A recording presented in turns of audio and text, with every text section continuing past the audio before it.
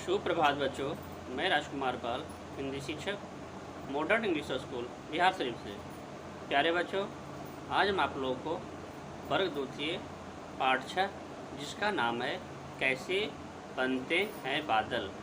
ठीक है बच्चों, तो आइए हम इस पाठ को कैसे बनते हैं बादल के बारे में बताने जा रहा हूँ और उससे परिचय एवं पाठ का वाचन कर रहा हूँ। आप सुबह किताब खोलकर पढ़ेंगे अच्छी तरह से और इस वीडियो के माध्यम से ध्यानपूर्वक सुनने समझने का भी प्रयास करें।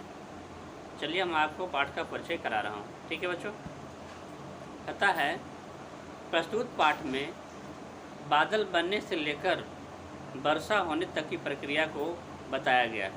ठीक है, आओ पढ़कर हम जानते हैं कि कैसे बनते हैं बादल।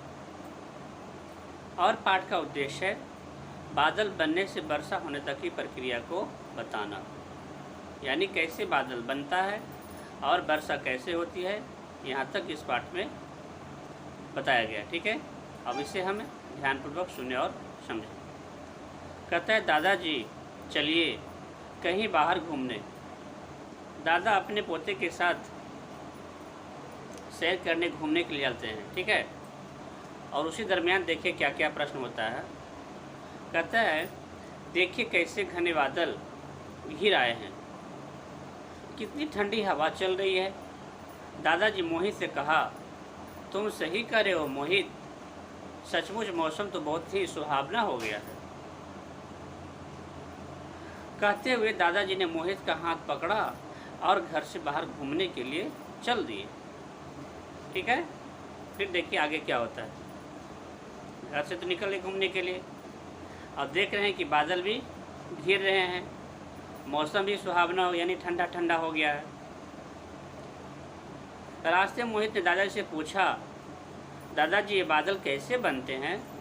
यानी कि मोहित जो है दादा से प्रश्न करते हैं कि बादल कैसे बनते हैं, आखिर इन्हें बनाता कौन है।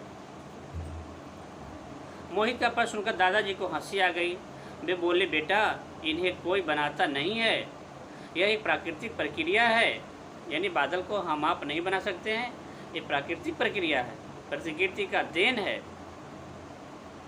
मैं तुम्हें बताता हूँ कि बादल कैसे बनते हैं। उन्होंने जवाब दिया, जब बहुत अधिक गर्मी पड़ती है तब समुद्र, नदियाँ, झीलों आदि का पानी गर्म हो जाता है। यह सूरज की गर्मी से भाप बनकर ऊपर उड़ता है, इससे ही बादल बनते हैं। इन्हें दादाजी ने समझाया किस तरह से बादल बनते हैं।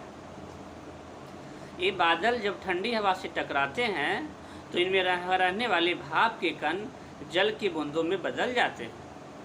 समझिए बच्चों, जब बादल ठंडी गर्म हवा से टकराती है ना तो भाप की बूंद जल में बदल जाते हैं। बूंदों वाली भारी बादल भारी हो जाते हैं और ये भारी होकर धरती के निकट आ जाते हैं।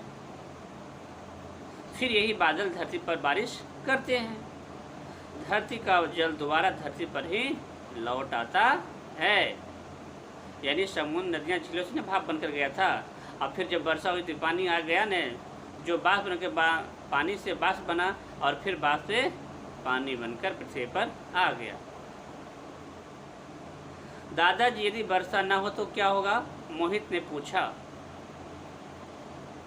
बेटा जवाब देते हैं दादाजी, यदि वर्षा नहीं होगी तो धरती पर सूखा पड़ जाएगा, झीलों, तालाबों, नदियों आदि का पानी सूख जाएगा, खेत सूख जाएंगे, फसलें नष्ट हो जाएंगे यानी मर जाएंगे, बर्बाद हो जाएंगे, सभी प्राणी पानी के लिए तरस जाएंगे, व्याकुल हो जाएंगे। दादाजी ने मोहित की जिज्ञासा को शांत करते हुए कहा, यानी कि समझाते हुए, आप सही कह रहे हैं दादाजी, फिर तो अच्छा है कि समय समय पर बारिश होती रहे।